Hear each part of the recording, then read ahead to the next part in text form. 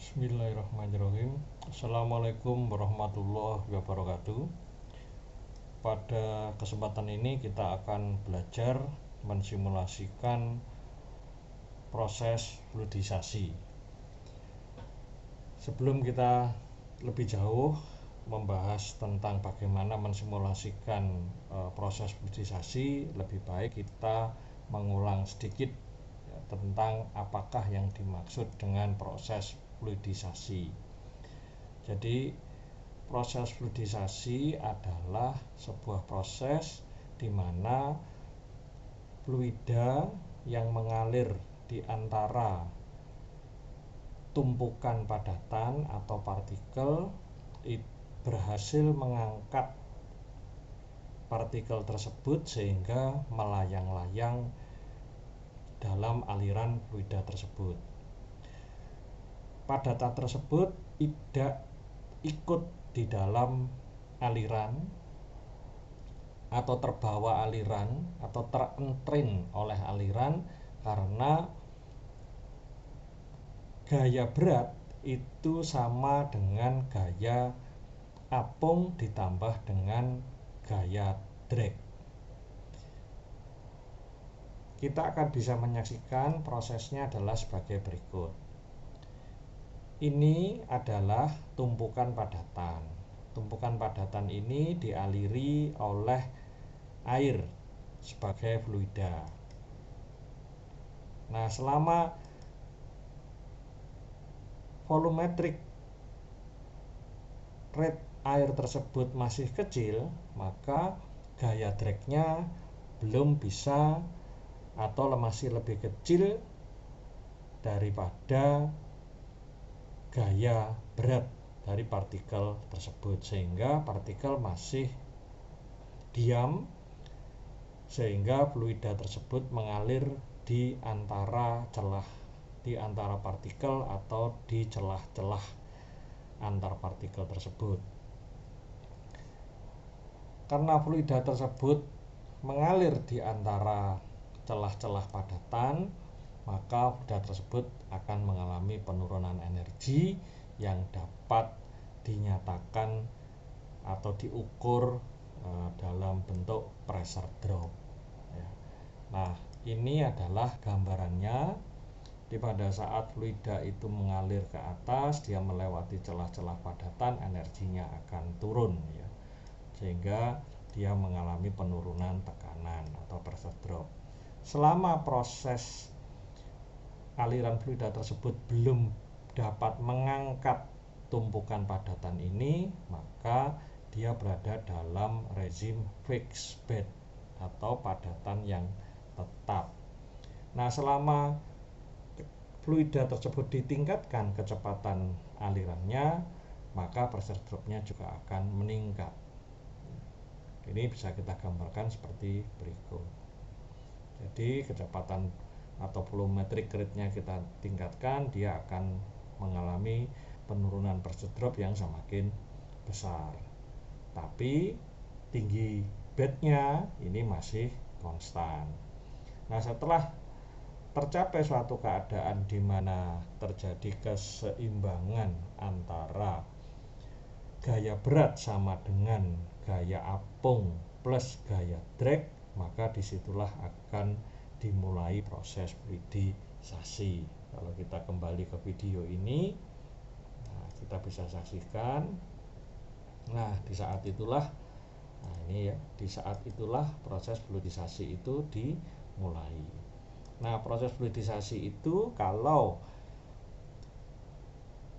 rate volumetric fluidanya ditingkatkan, maka tinggi bednya akan bertambah besar. Namun pressure dropnya tetap konstan karena terjadi keseimbangan antara gaya berat sama dengan gaya apung plus gaya drag. Nah, pada kondisi terfluidisasi, padatan tersebut hanya melayang-layang saja di dalam aliran fluida. tidak terikut atau terbawa oleh aliran air keluar dari kolom. Baik, kita ulangi lagi seperti berikut. Nah, ini mulai terfluidisasi, dia melayang-layang, tapi tidak terbawa oleh aliran air keluar dari unggun. Nah, demikian ya. Nah, ini kalau kita perjelas, dia mengalami kondisi yang sangat dinamis, di mana padatan tersebut melayang-layang di dalam aliran air. Demikian proses fluidisasi yang akan kita simulasikan. Seperti biasa, penjelasan saya ada di sini, course, kemudian computational fluid dynamic, di bagian bawah ya. Nah, di bagian sini, nah ini fluidized bed CFD simulation ya. Bahan presentasi sudah saya siapkan di sini, bisa di-download, termasuk nanti perhitungan pressure drop baik dalam kondisi terfluidisasi maupun dalam kondisi fixed bed. Kemudian pada saat kita mensimulasikan atau mempersiapkan mulai dari geometry and meshing, semua juga sudah saya siapkan di sini, termasuk dengan file-file pada saat fixed bed maupun fluidized bed. Ini filenya ukurannya cukup besar sehingga memerlukan waktu untuk di-download. Baik, kita lanjutkan.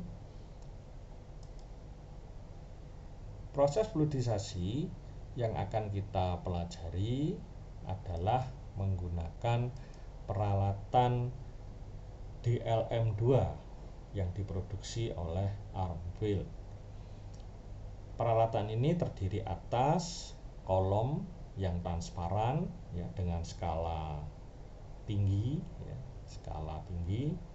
ini sekitar 18 cm tingginya, dan ini kolom tersebut diisi dengan glass bead ya, dengan ukuran 1 mm dan densitas 2500 kg per meter kubik, di mana tinggi awal tumpukan partikel glass bead ini adalah 53 mili. Kemudian kolom ini dari bagian bawah dialiri oleh air ya. Kemudian air tersebut keluar dari kolom tanpa membawa partikel glass bead. Kemudian air tersebut akan kembali ke tangki penampung dan dipompa kembali masuk ke dalam kolom ya. Ini adalah gambaran peralatan sebagai bahan studi dan juga sebagai bahan untuk memvalidasi simulasi yang kita buat. Ukuran alat fluidisasi yang akan kita pergunakan adalah sebagai berikut. Diameter dalam kolomnya adalah 4 cm, tingginya adalah 18 cm, dan tinggi awal bednya adalah 53 mili ya. Dengan ukuran partikel glass bead adalah 0,01 atau 1 mili, dengan initial bed void fraction adalah sebesar 40%, sehingga berarti volume yang ditempati oleh partikel glass bead pada saat keadaan awal adalah 60%. Bed density-nya adalah bit density-nya atau densitas partikelnya adalah 2500, sedangkan densitas air adalah sekitar 1000 ya. Nah, sebagai gambaran, kita dalam percobaan ya. Ini tinggi awalnya adalah 53 cm ya.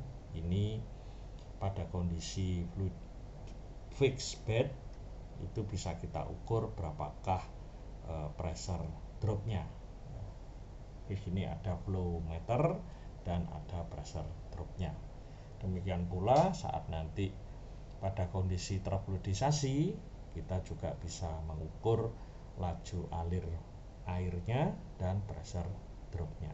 Ini laju air saat 1,2 liter per menit sebesar 4,7 milibar, sedangkan pada laju air 3,81 tekanannya adalah 5 milibar, pressure dropnya adalah 5 milibar. Dari sini kita mendapatkan gambaran bahwa pada saat terjadi fluidisasi pressure dropnya itu konstan ya, secara teori itu konstan ya. Di sini ada perbedaan sekitar 0,3. Nah, hasil percobaan yang kita lakukan adalah sebagai berikut. Pada saat kondisi fixed bed ya, laju alirnya kita mulai dari 0,13 liter per menit ya. Jadi ini tadi ya, ini tadi ya, ini 0,13 liter per menit dan pressure dropnya adalah 1,5 milibar. Ini. Nah, ini adalah hasil percobaan kita untuk kondisi fixed bed 0,21, 1,7 pressure dropnya 1,7 milibar dan seterusnya sampai dengan 0,6 pressure dropnya sekitar 3,4. Nah, dalam percobaan di antara flow rate 0,6 liter per menit sampai dengan 0,7 liter per menit ini terjadi awal fluidisasi. Pada saat 0,6 ini masih fixed bed, bednya masih belum bergerak, tapi pada saat 0,71 fixed bednya sudah mulai terangkat. Nah, sehingga di sini kita bisa peroleh bahwa tinggi bednya pada saat 0,71 liter per menit ini tinggi bednya sudah mulai naik ya, dari 53 menjadi 55. Berarti kecepatan atau flow rate saat terjadi fluidisasi minimum adalah di antara 0,6 sampai dengan 0,7 ya. Nah, kita bisa menghitung ya, dengan menggunakan persamaan Ergun ya.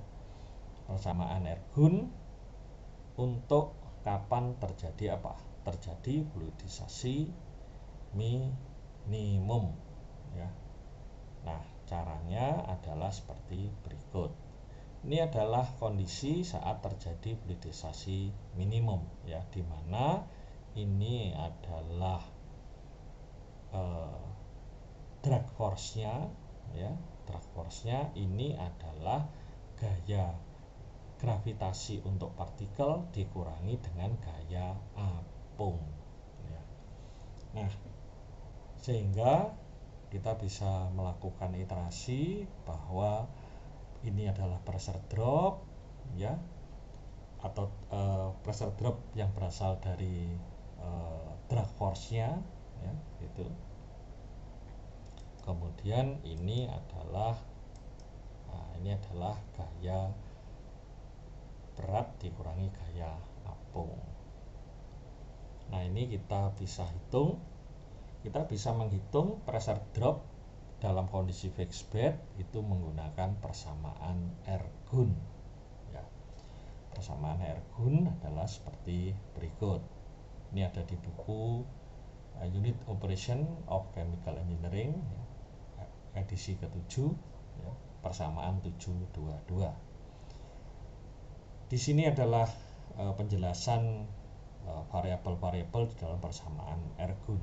Nah, data-datanya adalah mengikuti data-data peralatan dan data-data kondisi operasinya.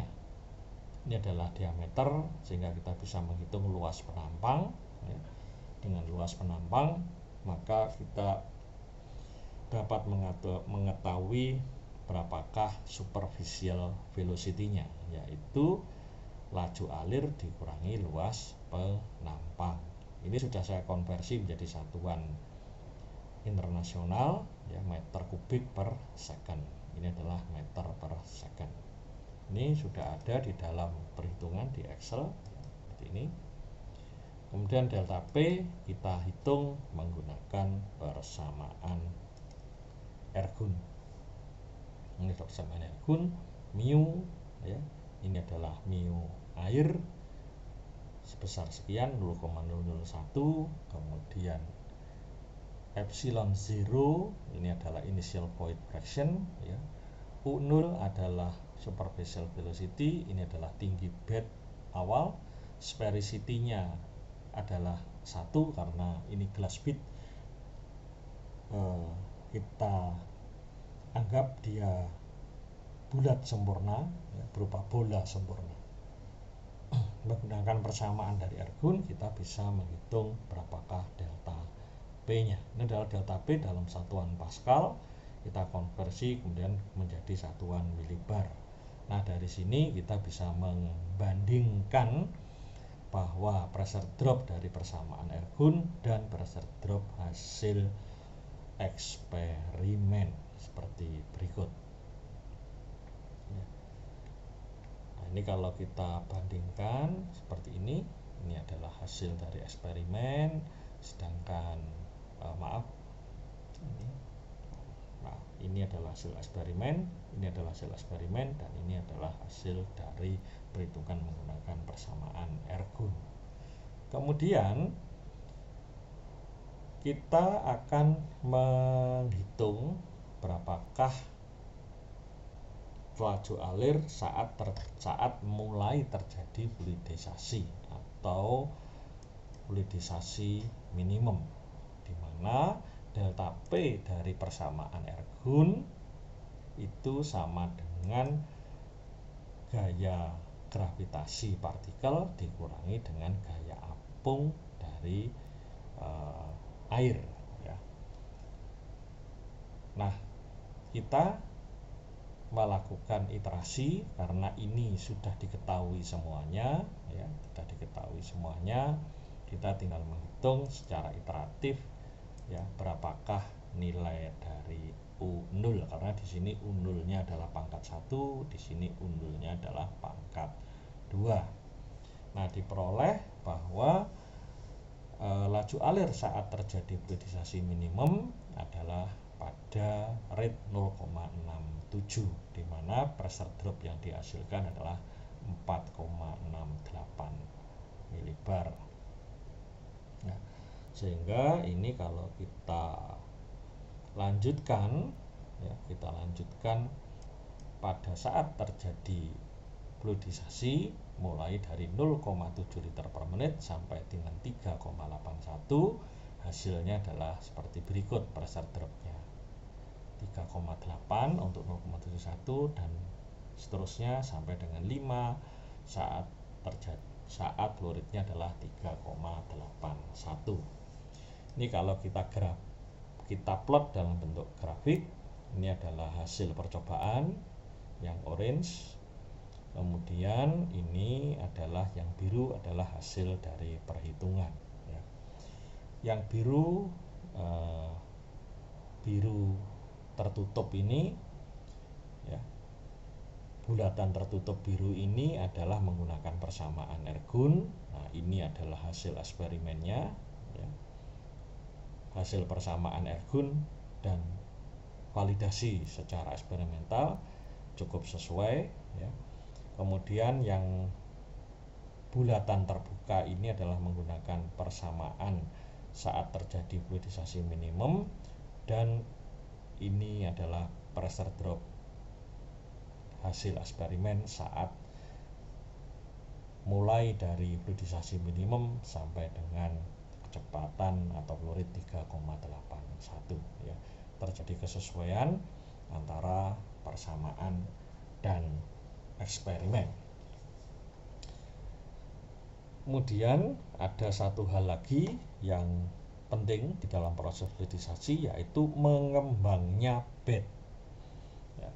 Ini adalah hasil eksperimen saat bed itu mengembang, ya. Jadi mulai 0,7 bednya sudah mengembang dari 53 mili menjadi 55 mili. Apabila fluidnya ditingkatkan sampai dengan 3,81 liter per menit, tinggi bed itu adalah 130 mm. Tentunya dengan meningkatnya tinggi bed, maka void fraction itu akan semakin besar. Nah, untuk menghitung ya, berapakah void fraction, kita menggunakan persamaan seperti berikut, di mana persamaan ini diperoleh dari Journal of Water Supply Research and Technology ya, Aqua, yang disampaikan oleh Aguirre dan Elif Sawyer ya. Ada ini Journal of Water Supply. Dari jurnal ini kita memperoleh persamaan, ada dua persamaan, yaitu persamaan 1 dan persamaan 2. Nah, tinggi bed itu dapat dihitung dari ini, rumus ini. H bed saat terjadi proses fluidisasi sama dengan tinggi bed awal dikalikan void fraction awal dibagi dengan void fraction saat terjadi fluidisasi. Jadi kita di sini pertama itu adalah menghitung Reynolds number ya, dari partikel. Kemudian kita hitung ini besaran ini ya, menggunakan persamaan 1.